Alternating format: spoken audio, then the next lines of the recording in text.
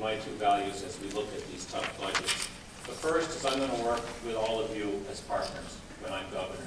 I believe that the best way to find efficiencies in this system, and there's no doubt that we have to find better ways of delivering services, but the best way is to work from the bottom up. People who are actually dealing with consumers, dealing with their clients, rather than a top-down approach, which I believe is what we have right now.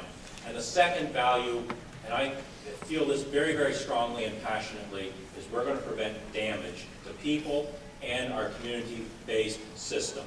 That, to me, is essential as we go forward with this.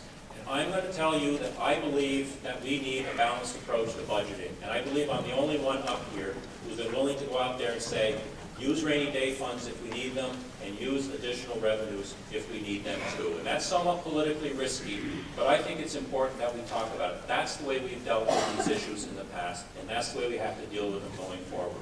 We may get more federal money, and I hope that we do get that federal money, and it may make that part of my discussion something that's not necessary. But I'm willing to go out there publicly and say that's an expression of my values. I think it's an expression of Vermont's values, that we don't leave people in the lurch when we're having tough times. And I believe that some of these proposed cuts are going to leave our economy weaker and are going to leave us weaker as a society if we actually go through with those cuts.